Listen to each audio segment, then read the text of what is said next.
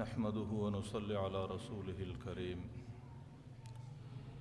أما بعد فأعوذ بالله من الشيطان الرجيم بسم الله الرحمن الرحيم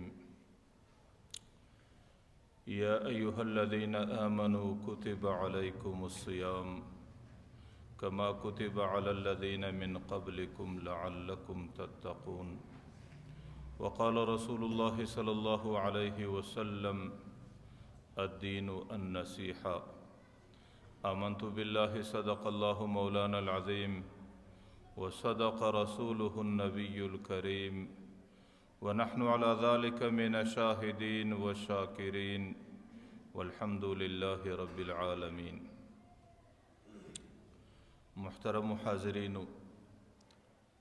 د روژې مبارکه میاشت روانه ده. د الله تعالی د عبادت میاشت ده، د مسلمانانو د مغفرت او د بخښنې میاشت ده، او موږ او تاسو د الله تعالی په کور کې د الله تعالی د دین د یو څو خبرو اورېدلو دپاره سره جمع یو.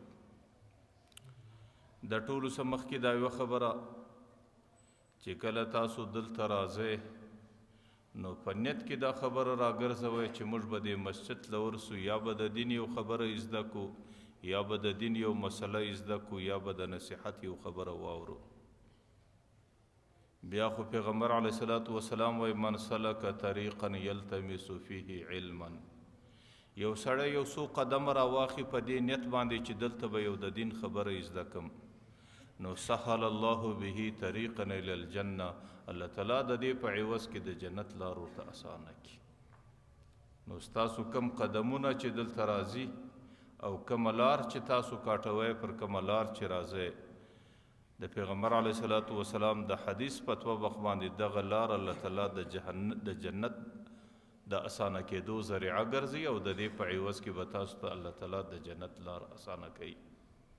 حضرت انس رضی الله عنه د پیغمبر علیه الصلاة والسلام یو حدیث دام را نقل کوي چې کله سړی د دین او د علم په طلب سی لار کاټوي، چې څومره قدمونه اخی الله تعالی پر هر قدم باندې د یو کال عبادت ثواب ورکوي. ځکه دا ناسته د عبادت او دا راتګ د عبادت او دا میاشته د عبادت دی، او دې ځای چې سره ناست یو دا ځای د عبادت دی. زه بار بار ستاسو مخته د قرآن کریم هغه آیات راګرځوم چې کوم آیات کې الله تعالی د روژې فرضیت راستولی دی. یا ایها الذین آمنوا کتب علیکم الصیام. نن هم زه د دې آیات متعلق یو څو مختصره مذاکره کوم. د دې آیات ابتدا کې چې سړی وګوري نو الله تعالی دې آیات کې خطاب او وینا کوي فیا ایها الذین آمنوا باندې.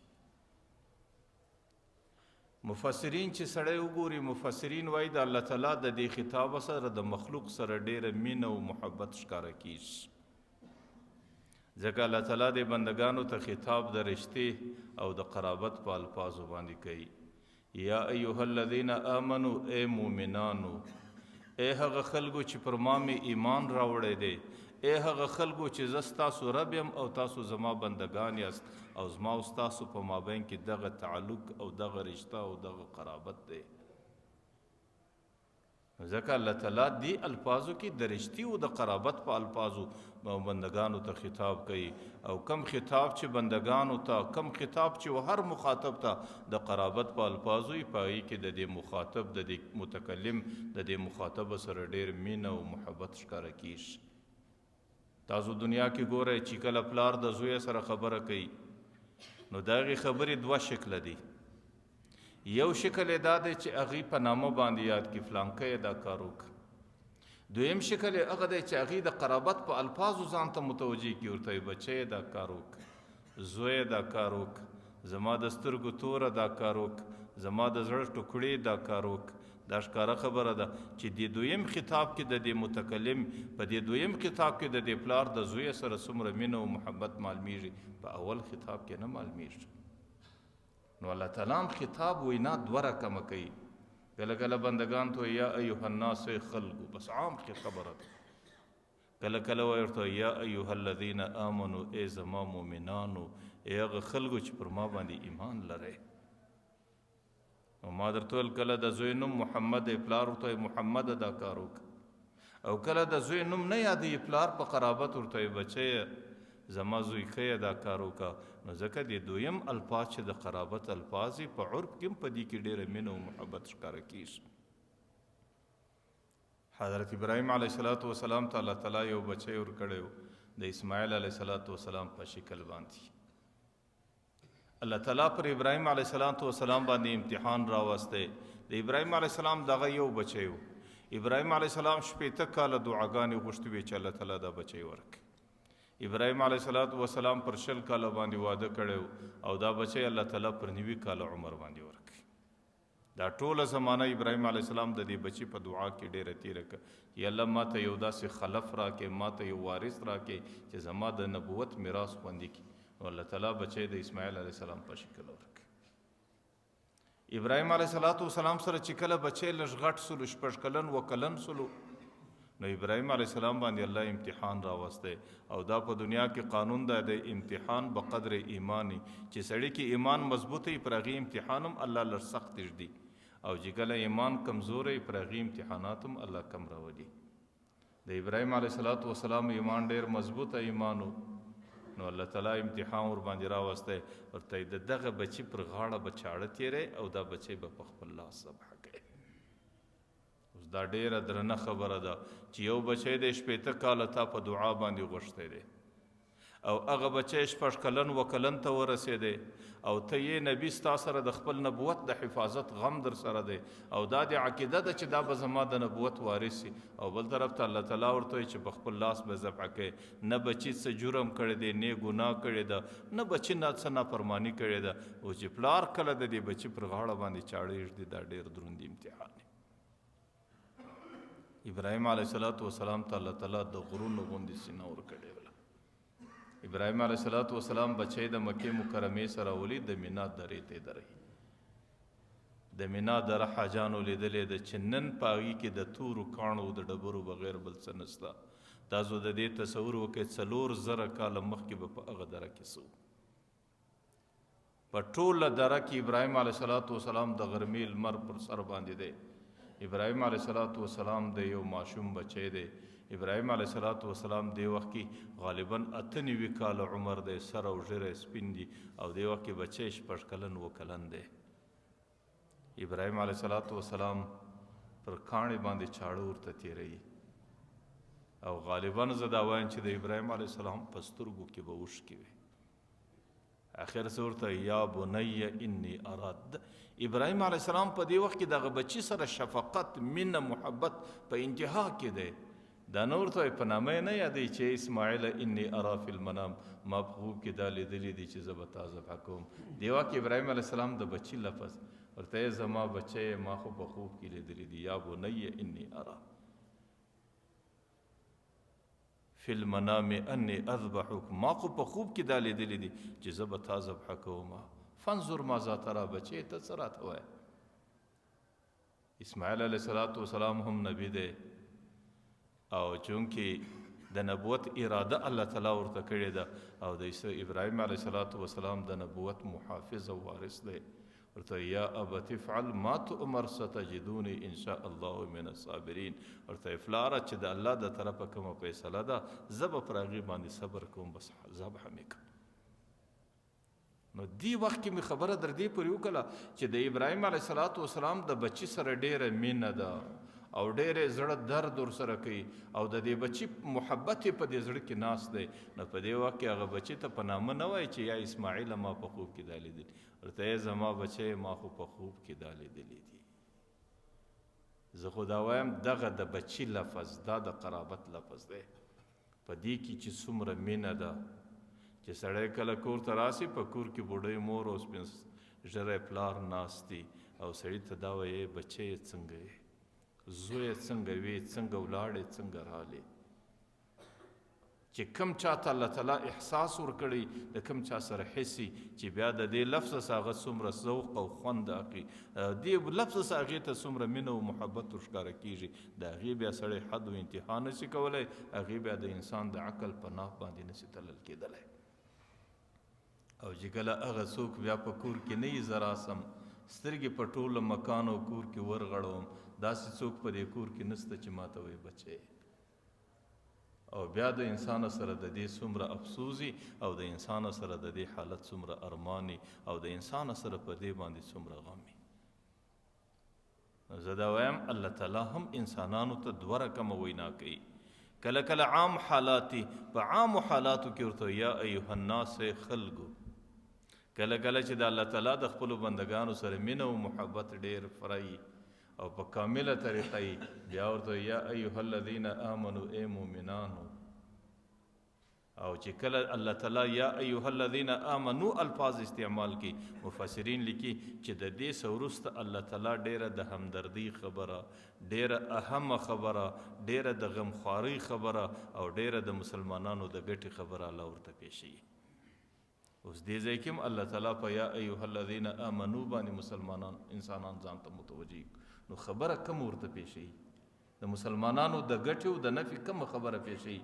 الله تعالی ورته وایي کتب علیکم الصیام، ای مومنانو پر تاسو روژه فرض شوې ده، کما کتب علی الذین من قبلکم، لکه پر مخکینی قومونو چې روژه وه پر تاسو هم دا روژه فرض وله.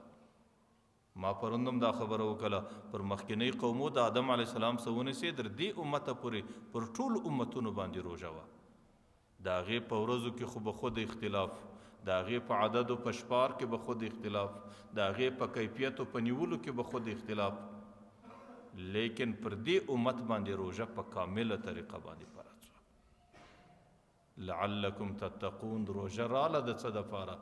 د دې دپاره الله وایي ما در باندې فرض کړه چې تاسو کې تقوا را وګرځي. 11 میاشتې ستاسو زندگی آزاده تېره سوې ده چې تاسو هغه ازادي د دماغه وباسئ او تاسو خپل رب ته متوجه سئ او تاسو د خپل رب پر لار باندې د خپل رب پر هدایاتو باندې خپل زندگی تیره کړئ. دغه ته ویل کېږي تقوا. نو د روژې مقصد هغې الله تعالی تقوا ټاکلی دی چې په انسانانو کې تقوا پیدا سي. ما پروندم دا خبره کړې وه تقوا څه ته وایي؟ تقوا معنا فریض، چې سړی د ګناه څخه ځان را وګرځوي. او انسان د ګناه څخه ولې ځان را ګرځوي؟ یا په دې خاطر چې د الله تعالی بیره په زړه کې راسي، یا په دې خاطر چې د الله څخه حیا ورته ودرېږي. د دوو وجې څخه انسان تقوا کوي، پرهیز کوي د ګناه څخه. یو دا دی چې سبا کله د الله تعالی په حضور کې پیش سم، د دې عمل جواب الله تعالی ته څه ورکوم. یا په دې خاطر باندې چې سبا کله د الله په حضور کې پیش سم او ټول انبیا ولاړې او محمد رسول الله حاضر او زما د ګناه حالات ښکاره کیږي، بیا به ما ته هلته څومره حیایي او زه به څومره د شرم او د دې سره مخامخ کیږم. نو تقوا دا معنا چې سړی په زندگی کې پرهیز وکړي. او پرهیز ولې سړی کوي؟ یا په دې خاطر چې د الله د عذاب څخه بیریږي، یا په دې خاطر چې د الله و حضور ته د درېدو څخه سبا شرمیږي. په دې خاطر باندې سړی تقوا کوي. او بنیاد د الله تعالی څخه حیا کول دي چې سړی خپل زندگی په داسې حال کې تیر کړي چې په هر حالت کې سړی د الله څخه حیا وکړي. پیغمبر علیه الصلاۃ والسلام به صحابه ته ویل استحیوا من الله حق الحیا، ای صحابه د الله تعالی څخه حیا کوئ، حق حیا کوئ. صحابه ورته ویل انا نستحیی من الله یا رسول الله والحمد لله، د الله حمد موږ خو د الله تعالی څخه حیا لرو، موږ د الله تعالی څخه شرم لرو. پیغمبر علیه الصلاۃ والسلام قال لیس ذلک، دا حیا زمانه د مقصد. صحابه ورته څنګه حیا د الله څخه وکړو؟ پیغمبر علیه الصلاۃ والسلام وایي ولکن حق الحیا، چې کم څوک د الله څخه حق حیا کوي د هغه 3 خبرې 4 خبرې علامه وي. حق حیا چې سړی د الله څخه کوي د هغې یوه علامه ده د ان تحفظ الرأس وما عوا، چې سړی سر او د سر سره تړلي اندامونه دا د الله تعالی د نافرمانۍ سره وګرځوي. سر د الله تعالی د ذاته بغیر بل چاته کوږ نسی، سر د الله د تعظیمه بغیر د بل چا په تعظیم کې کوږ نسی. او د سره سره چې کوم اندامونه تړلي دي، سترګې تړلي دي او ژبه تړلې ده او غوږونه تړلي دي، او دا اندامونه د الله د رضا خلاف استعمال نسی. چې سړی د خپل سر او د سر د تړلو اندامو حفاظت وکړي، حق حیا دا ده. او دویم والبطن وما حوا چې سړی د خپل نس حفاظت وکړي او د نس سره چې کوم اندامونه تړلي دي د هغو حفاظت وکړي. نس د حرامو څخه وساته، نس د ناجایزې خوراکي څخه وساته او نس په داسې خوراکه باندې مه مړوه چې په هغې باندې د بل حق مښته وي. او وما حوا چې کوم اندامونه د نس سره د انسان شرمګاه ده، د انسان فرج دی، هغې د غلطو اعمالو د زناو د دې څخه وساتي. او دریم وتذکر الموت والبلا، سړی خپل مرګ او زړوالی هر ساعت کوي په دماغ کې راګرځي. سړی به خپل مرګ څنګه هیر کړي، په کوم شي باندې به هیر کړي. دنیا کې که هر څومره ښه لباس سړی پیدا کړي، یو ساعت کوي به خود ښه لباس غرور د سړي په دماغ کې راولي، لیکن هغه کم نصیبه انسان دی دا نه یری دغه بدن یو ورځ د کفن په لباس کې بیچل کیږي. د دنیا په ښه لباس به سړی د کفن لباس د دماغه څنګه وباسي. په دنیا کې که هر څومره ښه کور پیدا کې، په دنیا کې که هر څومره ښه کوټه پیدا کې، په دنیا کې که هر څومره ښه مکان و مېمانخانه جوړه کې، کم نصیبه چې قبر ته ورشه وسوې بیا هغه مکان کې به څه کوې. نن په دې مکانو کې ستا 40 کاله 50 کاله عمر تیریږي، د قبر په مکان کې 7000 کاله کېږي، خلک د قیامت په انتظار پراته دي. نن په دنیا کې چې هر څومره ښه خوراک پیدا کې، د دې خوراک په مقابل کې به دا څنګه ته د دماغه وباسې، دا بدن یو وخت د چنجو خوراک هم جوړېږي. ستا د بدن ټول اندامونه په دې کې به چنجي سره ګرځي او دا به د چنجو خوراکي او چنجي به خپل بدن او خپل نس په هغې باندې مړوي. نو نه د لباس په خاطر سړی کفن د دماغه ایستلی سي او نه د ښه کور په خاطر باندې سړی د قبر توره کنده د دماغه ایستلی سي او نه د ښې خوراکۍ په خاطر باندې سړی د قبر د چنجو خوراک د دماغه ایستلی سي او نه د ښو دوستانو د ښو ملګرو په خوشحاله محفلو په مجلسو باندې سړی د قبر خاموشي او تنهایي د دماغه باید نه وباسي. چې څومره زمانه به زه په قبر کې تنها پروت یم او څومره زمانه به زه په قبر کې یوازې پروت یم. نو پیغمبر علیه الصلاة والسلام ورته حق حیا د الله څخه درې شیان دي. یو د خپل سر حفاظت کول او د سره سره چې کوم اندامونه تړلي دي د هغو د الله د نافرمانۍ څخه حفاظت کول. دویم د خپل نس حفاظت کول د حرامو څخه او چې د دې نس سره کوم اندامونه تړلي دي د هغې د غلط استعماله څخه ځان ساتل. او دریم خپل مرګ په یاد ساتل، قبر په یاد ساتل، کفن په یاد ساتل، د قیامت حساب و کتاب په یاد ساتل، د الله حضور ته پیښېدل په یاد ساتل او د الله په حضور کې د ټولو خبرو جواب پیښول په یاد ساتل. چې دا خبرې سړی په یاد وساتي دغه سړي د الله څخه حق حیا وکړه او چې کوم چا حق حیا وکړه هغې په زندګي کې د ګناهونو څخه پرهیز پیدا کوي او چې کوم چا په ګناهونو څخه پرهیز پیدا کوي د هغې په زندګي کې تقوا راله او د دغه روژې مقصد دغه تقوا ده. د دې دپاره الله پر روژه فرض کړې ده چې موږ د ګناه څخه ځان را وګرځوو. ولې را ګرځوو؟ یا د الله څخه بیریږو یا د الله څخه شرمیږو او د الله د بیرې او د شرم په خاطر چې موږ کومه ګناه پرېږدو دې ته تقوا ویل کېږي او الله تعالی روژه راباندې راوستلې ده دغه تقوا دپاره ده. عام طور په معاشره کې چې سړی ګناه کوي دا د څلورو وجې په وجه کوي. د هغې څلورو خبرو ټول جواب الله تعالی قرآن کریم کې ورکړی دی.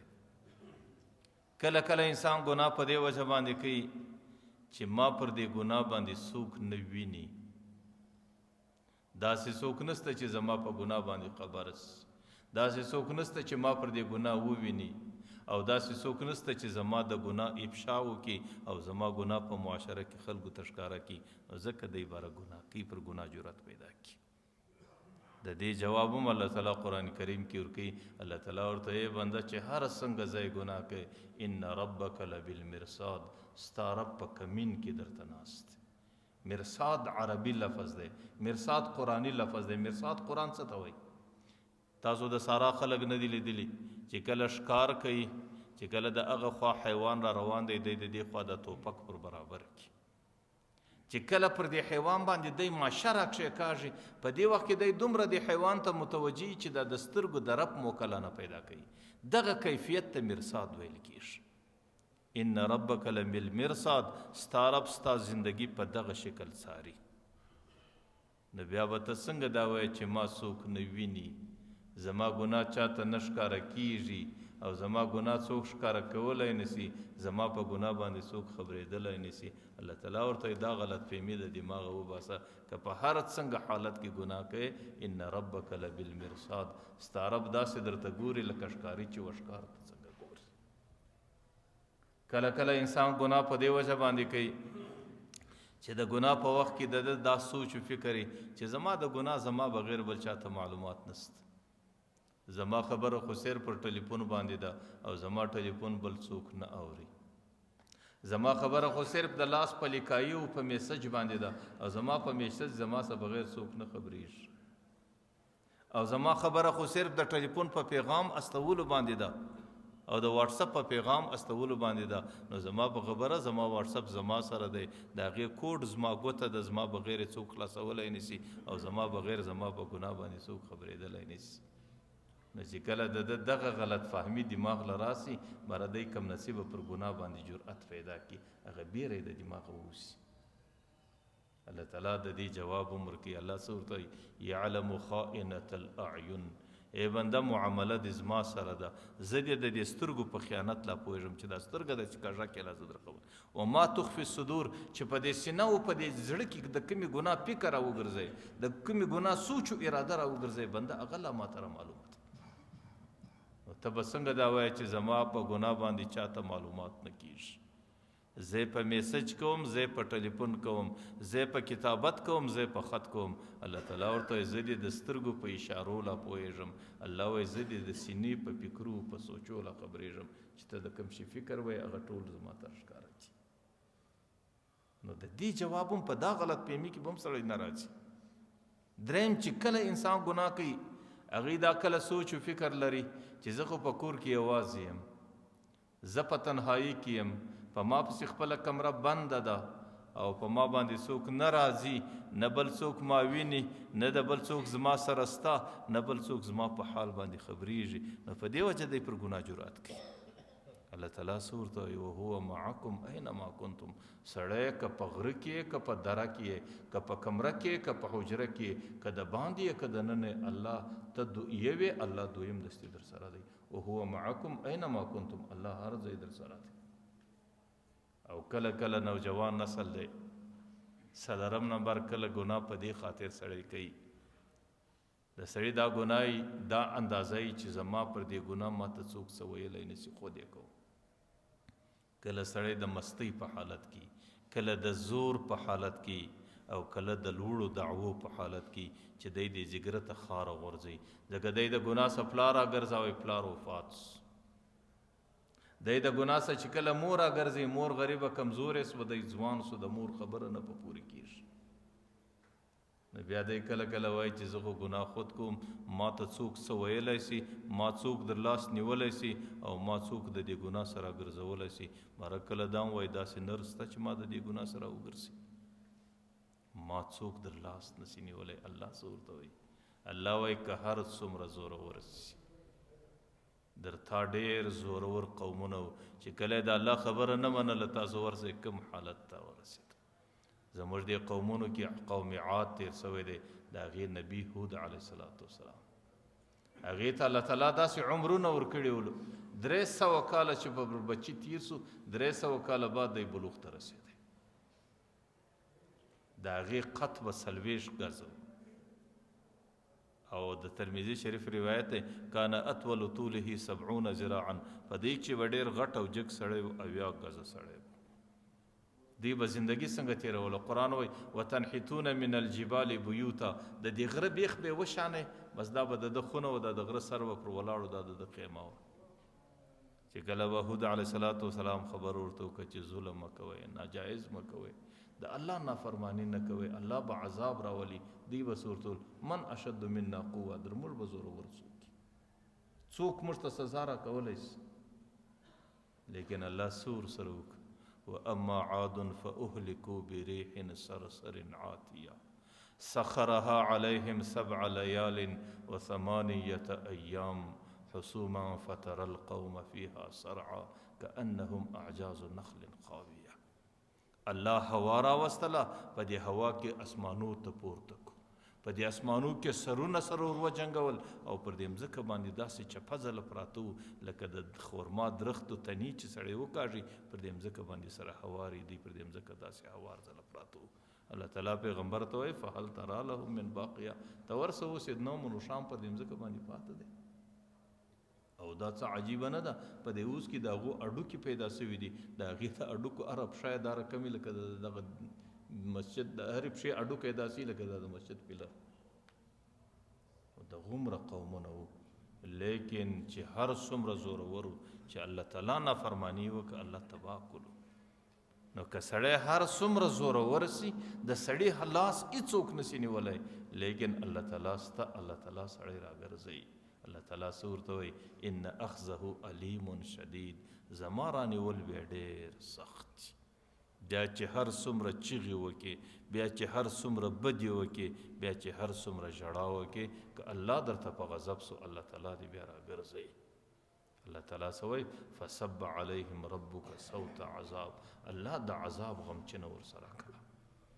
او چې د کم قوم سره الله تعالی د عذاب غمچنه ورسره کړې ده، تاسو ورسئ د هغې قوم حالات بیا سره کم دي. نو ځکه ګناه که سړی کوي، د الله د بیرې او د الله د حیا سره یې پرېږدي.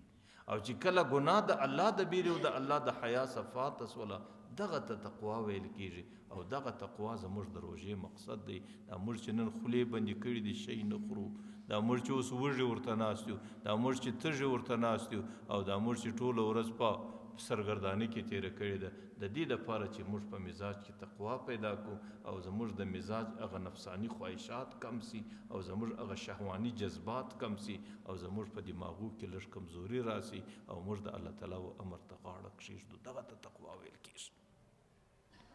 ورنه په یو شکل سړی د ګناه څخه نسي بچاوېدلی. زموږ د بزرګانو کې حضرت ابراهیم ابن ادهم، دا ډېر بزرګ، لوی بزرګ نیک انسان او د هدایت لپاره به ډېر انسانان ورته راتلو، او الله تعالی په خبرو کې ډېر حکمت او ډېر تاثیر یې شوی. یو ورځ یو نوجوان ورته راغلی، ورته حضرت یو خبره کوم، په ګناه باندې روږد یم، او زندگی می په ګناه کې عادت ده، او ګناه می په زړه په دماغ کې ځای نیولی دی. ورته حضرت ګناه پرېښولی نسم، لیکن د الله د عذاب څخه بیریږم. یو داسې طریقه راوښیه چې ګناه هم کوم، د الله عذاب څخه هم خلاص. ګناه پرېښولی نسم، دا نصیحت به نه راته کوي چې ګناه پرېږدم، ګناه نسم پرېښولی، صرف یو داسې طریقه راوښیه چې د الله تعالی د عذاب څخه خلاصم، ځکه د الله د عذاب څخه بیریږم. هغې ډېر نیک خلک، هغې لار پر سړي باندې نه بندوله. هغې دا نه ورته ویل چې بس وځه زما د درباره سه، چې ګناه نه سې پرېښولی، ما له څه دپاره روان. هغه ورته وایي بچی ته لږ انتظار وکړه، زه به تا ته طریقه در وښیم. ګناه هم کوه، خو د الله د عذابه څخه هم خلاص شي. ورته وایي بچی زه به یو دوه درې طریقې در وښیم، په دغه طریقه ګناه کوه، بیا به الله تعالی تا ته عذاب نه درکوي. هغه ورته وایي څنګه طریقه؟ ورته وایي بچی دوه درې تجویز در کوم. اولنی تجویز دا در کوم چې کله ګناه کوې پر دې مځکه، ګناه له داسې ځای له ځه چې هلته دې الله تعالی نه ویني، چې الله تعالی دې نه ویني، ستا په ګناه نه خبرېږي، بیا چې ته کومه ګناه کوې پر هغې باندې الله تعالی بیا سزا او عذاب نه درکوي.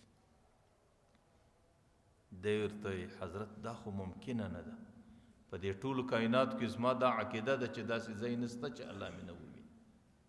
نو زه د الله د نظره څنګه غایبېدی سم، او زه د الله د دې د بغیر ګناه څنګه کولی سم؟ ورته حضرت دا نه سم کولی، دی ځای را معلوم نه دی چې هلته ولاړ سم او زه ګناه وکړم الله مې نه وویني. هغه ورته وایي بچی چې دا نه سې کولی، دویمه خبره به زه درته وکړم، هغه دا ده چې الله تعالی کوم رزقونه راستولی دي، د الله رزق ور پرېږده، د الله رزق مه خوره. سبا چې کله الله وایي ولې د ګناه کوله، ته به ورته وایي الله ستا رزق مې نه دی خوړلی، نو ستا ګناه که مې کړې ده څه نافرماني نه ده، ستا په رزق نه یم پالل سوی، ستا په رزق مې زندګي نه ده روانه کړې، ستا رزق مې نه دی خوړلی. چې ستا رزق مې نه دی خوړلی، نو که ما ګناه کړې ده، نو پر هغې ګناه باندې ته ما ته سزا مه راکوه. هغه ورته حضرت د الله د رزق بغیر څنګه ګزاره وکړم؟ ټولې خزانې د الله دي، ټول رزقونه د الله دي، د اسمانه څه ورېدل د الله دي، د مځکو سره رزقونه راپورته کول د الله دي. دا به څنګه ممکن وي؟ د الله د رزق بغیر یې څنګه وکړه؟ زندګي څنګه تېره کړه؟ ورته بچی چې دا نسې کولی، درېیمه طریقه به در وښیم. درېیمه طریقه دا ده چې دا اسمان دی، دا مځکه ده، او د دې بادشاهت، دا بادشاهي ده، د دې بادشاه الله دی. د الله د بادشاهي څه واوسه، پر دې مځکه باندې ګناه مه کوه، ځکه پر دې کې د الله بادشاهي ده. در دې اسمان در سایوان لاندې ګناه مه کوه، د دې څه ووځه. او چې کله ووتې د الله په بادشاهي کې نه یې، چې د الله په بادشاهي کې نه یې، بیا چې هر څومره ګناه کوي الله به څه سزا درکړي؟ هغه ورته حضرت دا به څنګه ممکن وي؟ یا معشر الجن والانس ان استطعتم ان تنفذوا من اقطار السماوات والارض فانفذوا خلا تنفذون الا بسلطان. الله تعالی وایي جنات و انسانانو که زما د خدایي څه وتلی سي ووځئ، زما خدایي را پرېږدئ، زما مځکه را پرېږدئ، زما حکومت را پرېږدئ، زما بادشاهت را پرېږدئ، خو زله ووځئ. لیکن لا تنفذون الا بسلطان. نن که زور و وس لرئ، خپل زور و طاقت استعمال کړئ، زما د خدایي څه نسئ څوک وتلی. هغه بزرګ حضرت ابراهیم ابن ادهم ورته وایي د الله د خدایي څه وځه بره ګناه کوه، چې د الله د خدایي څه د باندې ګناه وکړې، بیا خو د الله حکومت نه در باندې چلیږي، الله به څه سزا ورکړي. هغه ورته حضرت دا ممکنه نه ده، د الله د خدایي څه څنګه اوس؟ ورته وایي زه څلورمه خبره به در وښیم، څلورم چې ګناه کوي، څلورم تجویز. ورته وایي چې کله حضرت عزرایل علیه صلات وسلام راغلی، تا زندګي په ګناه کې تېره کړې ده، چې کله راغلی باره ورته لږ انتظار راته وکړه چې زه توبه وکړم. او چې د ګناه څه وروسته د انسان توبه په نصیب سي، بیا الله تعالی هغې ګناهګاره ته سزا نه ورکوي چې توبه دې وکړه بس خبره خلاص. هغه ورته ګوره د الله خو دا فیصله ده چې اجل را ورسېدی، فاذا جاء اجلهم فلا یستأخرون ساعة ولا یستقدمون. چې حضرت عزرایل علیه السلام را روان سو، نه یو منټ ماته بیا وخت راکوي، نه یو منټ ماته موقع راکوي. که د باندې هم کور ته مې نه را پرېږدي، که په کور کې هم د باندې مې نه لکوي، که پر کټ هم را شوه کېدو ته مې نه پرېږدي، که لاندې هم کټ خطو ته مې نه پرېږدي، نو عزرایل علیه السلام ته به زه څنګه جواب ورکړم؟ ورته وایي بچې چې دا هم نسې کولی، نو زه یو پنځمه لار درښیم.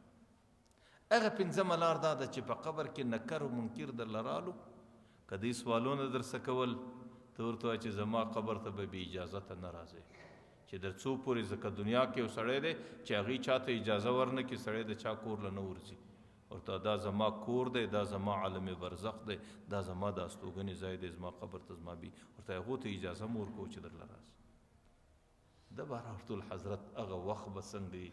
زه به په قبر کې پروت یم، زما به څه وسې، زما به څه طاقت وي، او زه به نکر و منکر ته سوال و جواب، هغې ته به زه جواب څنګه ورکوم؟ هغوی به زما په جواب باندې زما سره ګرځي څنګه؟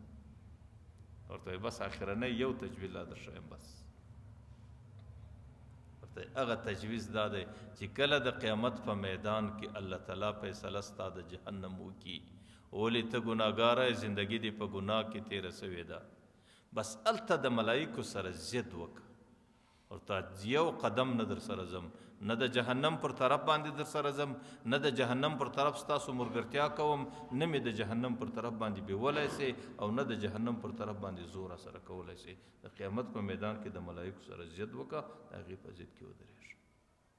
هغه نوجوان ورته وویل حضرت دا زما په وس کې نه ده، د قیامت میدان به یې ټوله انبیا به ولاړي، او 18,000 اقوام د عالم به ولاړي، او الله به قاضي، او الله به زما د جهنم فیصله کوي، او زه به ضد کوم، زه به هم زه جهنم ته نه ځم.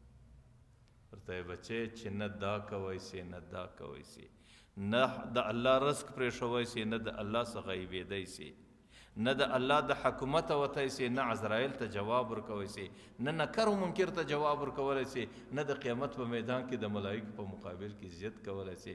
ورته یې بچې در ټولو اسانه لار دا ده بس ګناه پرېږده، چې کله دې ګناه پرېښوله دا به ټولې اسانه سي.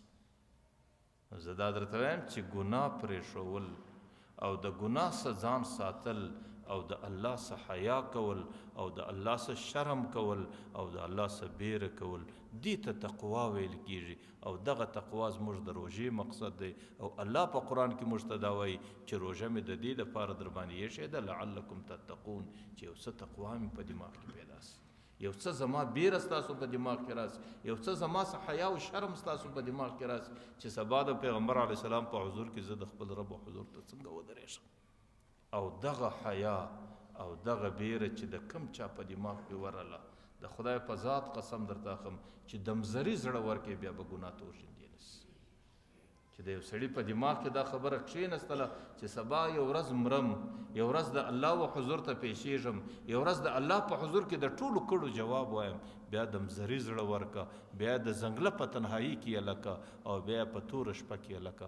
هغه سړی پر ګناه جرأت نشي کولی چې د سړي په دماغ کې دا خبره کښېني چې الله مې ویني، د الله و حضور ته پیشېږم، الله تعالی د دې خبرو پوښتنه راسه کوي. حضرت عمر رضی الله عنه په باره کې راځي، یو ورځ د بیت المقدس په سفر باندې روان دی. د مدینې منورې څخه بیت المقدس دا 15 ورځې مسافت دی. حضرت عمر رضی الله عنه د نیمې دنیا حکمران دی. په دې وخت کې د هغې په حکومت کې 22 لکه مربع میل مځکه داخله ده. د دې ټولو حاکم دی او دا هغه وخت دی چې د دنیا سوپر پاور 2 طاقتونه روم او فارس دا ټول د ده سره رېږدېدل او دا ټول د ده څه په وامو په بیره کې وو، ځکه دا ټول الله تعالی د ده پر لاس باندې فتح کړل. حضرت عمر تنې تنها پر اوښ باندې سپور دی، یو څه د لارې توشه د ځانه سره واخیستله، د مدینې منورې څخه بیت المقدس ته ورځي او بیت المقدس کې حضرت ابو عبیده امیر دی، د هغې له ورځي. چې کله سفر دی یو اوښ دی، یو څه توشه چې پر لارې د ځانه سره اخیستې وه، چې 3 ورځې 4 ورځې سفر وسو، هغه توشه ختمه سوه. یو ورځ یې په تند او په لوږه باندې سفر وکړي، 5مه ورځ چې ډېر لوږی سو، ډېر تږی سو، یوازې روان دی، سفر کې روان دی. که ګوري په یو دشت کې چې ویې کتل دې خواته د غره په لمن کې یو شپانه دی او رمه ده. باره د خپل اوښ جله ورکاټ کې ورلی دی شپانه له، چې کله رمې ته ودرېدی شپانه مخ له ور راغلی، نوی ځوان دی، د هغې دا ژیرې ویښتان نوي ښکاره سوي دي. دې ته وایي عنفوان شباب، د ځوانۍ زمانه یې ده. باره چې هغې سره خبره وکړله، هغې ته وایي ورته وایي بچی زه خو د دې لارې مسافر یم او زما نن 2مه 3مه ورځ په تنده را روان یم او په لوږه را روان یم. ورته وایي زما مرسته وکړه، په دې پسو کې یو داسې پسه سته چې لږ شیدې کوي، هغه را ولوېشه، زه به د هغې په شیدو باندې دا تنده او لوږه لږ کمه کړم. هغې ورته وایي حضرت هغې نه پېژني چې دا د نیمې دنیا حکمران دی. هغې ورته وایي حضرت ته میلمه یې، ته یقینا پر موږ حق لرې، ضیافت دی او دا د اسلام حق دی. ورته وایي زما یو مجبوري ده، ستا دا تمنا نسم پوره کولی، ستا دا غوښتنه نسم پوره کولی. زما سره چې کومه رابانده، زه د دې شپانه یم، دا د مالک امانت دی او مالک ماته د دې د لویشلو اجازه نه ده راکړې، نو ځکه د مالک د اجازې بغیر زه په دې کې خیانت نسم کولی.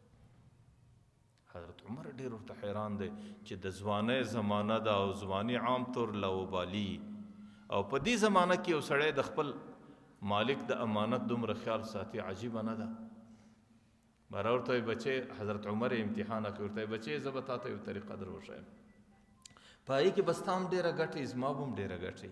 ورته وایي ته یو پسه راونیسه چې هغه شیدې کوي، زه به هغه د ځانه سره واخم، پر لارې به یې شیدې خورم، چې شیدې ختم شوې باره به یې ذبحه کړم، په هغې په غوښو به درې ځای ځان ورسوم او تا ته به د هغې 3 چنده قیمت دله درکړم. په دې کې به ستا هم ګټئ، زما به هم ګټئ. او ته چې ماښام کله کور ته ورغلې او مالک پوښتنه در څه وکړه، ته به ورته وایه چې ځنګل دی، لیوان دي، رمه ده، لیوه پلانکی پسه راڅه پورته کوي، او دا د ځنګله عام طور عادت دی، د رمې او د لیوانو عادت دی، او مالک به تا ته هېڅ نشي ویلی. هغه نوجوان داسې ورته ګوري ګوري ګوري، باره په دې سترګو کې اوښکې راغلې، باره د خولې څه یو چیغه وکړه، و یا هذا فاین الله، ای سړی هغه الله ته به څه وایم، هغه الله نو څه سو. ورته شپانه خو به خطاب، مالک خو به خطاب باسم، مالک ته به ژبه واړوم او د مالک در خبره تیر کم، سبا چې کله زه د الله په حضور کې پیش سم، الله تعالی زما د عمل وویني، سبا به زه خپل رب ته د دې خبرې څه جواب ورکوم. حضرت عمر رضی الله عنه بره راشه وسو، باره په دې غېږ پورې ونیوی. ورته وایي بچی په دې امت کې چې ستا غوندې انسانان چې د هغې په دماغ کې د الله څه بیره وي، د هغې په دماغ کې د الله څه حیا وي، چې یو ورځ مرم، یو ورځ د الله و حضور ته پیشېږم، یو ورځ د الله په حضور کې د ټولو کړو جواب پیشوم. چې دغه احساس د امت د نوجوانانو سره ورسره وي، ورته بچې پر دې امت الله تعالی بدې ورځې نه راولي. که دغه فکر د امت د نوجوانانو د دماغه ووته، خپل مرګ د دماغه ووته، د الله و حضور ته پیښېدلې د دماغه څه ووتل، او د الله په حضور کې د خبرو جواب پیښولې د دماغه ووتل، ورته بچې دغه امت به بیا ښې ورځې نه وویني. نن چې موږ په کومو حالاتو کې یو، نن چې زموږ په معاشره کې څومره حالات روان دي، او چې موږ نن په کومو ستړو حالاتو کې زندگی تیرو، د الله په ذات قسم د هغې بنیاد دغه دی چې دا خبره زموږ په دماغ کې نشته چې یو ورځ به مرم، یو ورځ به د الله حضور ته پیښېږم، یو ورځ به د الله په حضور کې د ټولو خبرو سوالو کتاب پیښوم. نو په دې وجه باندې بیا په دنیا کې سړی هره ګناه کوي، په دنیا کې د انسان څخه هره نافرمانی کیږي. ځکه الله تعالی انسانانو ته وایي ای انسانانو ما پر تاسو روژه فرض کړې ده، او دا روژه یوازې پر تاسو باندې نه ده، دا پر مخکینی قومو باندې هم ولا، او دا روژه د دې دپاره راغلی ده لعلکم تتقون، چې تاسو د خپل رب څخه وبېرېږئ، تاسو تقوا وکړئ. او ما درته ویل تقوا معنا دا ده چې د خپل رب بیره ستا په دماغ کې راسي، او د خپل رب څخه حیا ستا په دماغ کې راسي. او چې کله بیره او حیا د خپل رب د سړي په دماغ کې راله، بیا سړی ګناه نسي کولی. او چې ګناه سړی نه کوي، بس دغه سړی تقوادار دی، دغه سړی د الله خوښ دی، دا د الله نیک بنده دی، په دنیا کې د الله محبوب دی، او د مرګ بعد به الله جنت ورکوي. الله تعالی دې زموږ او ستاسو زندگی په تقوا کې راولي. الحمد لله رب العالمين والعاقبة للمتقين، والصلاة والسلام على خير خلقه محمد وآله وصحبه أجمعين. یا الله زموږ روژه خپل دربار کې قبول او مقبوله وګرځئ. یا الله چې تا روژه د کوم مقصد دپاره پر موږ فرض کړې ده، خدایه د هغه مقصد احساس زموږ دماغو کې راکې، خدایه زموږ دماغو کې ستا بیره راکې، خدایه زموږ دماغو کې ستاسو حیا راکې، خدایه زموږ دماغو کې تقوا راکې، خدایه زموږ زندگی د ګناه څخه محفوظه کې، صغیره یې کبیره یې پټې یې ښکاره یې چې څومره ګناهونه یې، خدایه د ټولو څخه حفاظت وکړې. خدایه زموږ د بچانو د ګناهونو څخه حفاظت وکړې، خدایه زموږ د کورونو د ګناهونو څخه حفاظت وکړې، خدایه زموږ د نارینه او زنانو د ګناهونو څخه حفاظت وکړې، خدایه د ټولو امت مسلمه د ګناهونو څخه حفاظت وکړې. د روژې مبارکه میاشته ده، یا الله که څوک بیماران، خدای بیمارانو ته شفا ورکړي، کورو کې بیماران، هسپتالو کې بیماران، نارینه بیماران، زنانه بیماران، مشران کشران، خدای هر قسمه بیماری چې دي، خدای ستا سره د هرې بیماری علاج شته، خدای ته د هغې علاج د هغې شفا د عرش سره واسطه، خدای د اسمان سره راواسطه، خدای په خپل قدرت کامله د ټولو مسلمانانو شفای کامله راواسطه. چې کم څوک ضرورتونه، چې کم څوک مشکلات لري، پریشانی لري، خدای د هغې مشکلات و پریشانی ختم کړي، خدای مشکلات په آسانی بدل کړي، خدای پریشانی په خوشحالی بدل کړي. چې کم څوک ضرورتونه لري، حاجتونه لري، خدای د غیب څخه ورپره کړي، خدای د خپلو خزانو څخه پره کړي، خدای د اسمان د خزانو څخه پره کړي، خدای د مځکې د خزانو څخه پره کړي، خدای د ټولو کائناتو د خزانو څخه پره کړي. چې کم څوک د قرض در بوج لاندې، خدای ته قرضونه ادا کړي. چې کم څوک د غربت او مسکنت سره مخامخ، خدای ته مرسته او مدد وکړي، خدای په رزق کې برکت راولي، خدای د رزق لارې ورته راخلاص کړي، خدای د رزق په حق له مه پریشانه کړي، خدای په اسانه سره حلال او په عافیت سره صفا رزق ور نصیب کړي. چې کم څوک جهادونه کوي، خدای جهادونه قبول کړي. چې کم څوک تبلیغونه کوي، تبلیغونه الله قبول کړي. چې کم څوک د دین محنتونه کوي، د دین محنتونه الله قبول کړي. چې کم څوک د تصوف او طریقت سره تعلق ساتي، خدای ته هغه عبادتونه قبول کړي. چې کم څوک یا الله ستا په لار کې ستا د دین محنت کوي، خدای حق محنت، خدای ته په ټولو عالم، خدای د ټولو څخه قبول کړي. چې څومره مردگان په قبرو کې دي، زموږ مور او پلار او زموږ قریبان دي، خدای ته د هغه قریبانو قبرونه ور جنتونه کې. خدای د روژې مبارکه میاشته ده، خدای ته قبر د جنت د نعمتو ور ډکې، خدای ته د قبر زندگی ورته آسانه کې، خدای ته د قبر زندگی ورته د سکون زندگی کې، خدای د قبر زندگی ورته خوشحاله کې، خدای د قیامت حساب و کتاب ورته اسانه کې. خدای زموږ د مرګ بعد هم زموږ ته ټول منازل د آخرت اسانه کې. خدای زموږ روژه قبوله کې. خدای زموږ تراویح قبوله کې. خدای زموږ د ورځې عبادتونه، خدای زموږ د شپې عبادتونه، خدای زموږ عبادتونه ناقص دي. خدای زموږ په نظر مو ورته ګورې، خدای په خپل نظر ورته وګورې. خدای د خپل رحم و د کرم په نظر ورته وګورې. خدای زموږ دغه درس، خدای زموږ دغه څو ویناګانې په خپل دربار کې قبولې او مقبولې وګرځئ. اللهم ربنا آتنا في الدنيا حسنة وفي الآخرة حسنة وقنا عذاب النار. ربنا تقبل منا إنك أنت السميع العليم وتب علينا إنك أنت التواب الرحيم. وصلى الله تعالى على خير خلقه محمد وآله.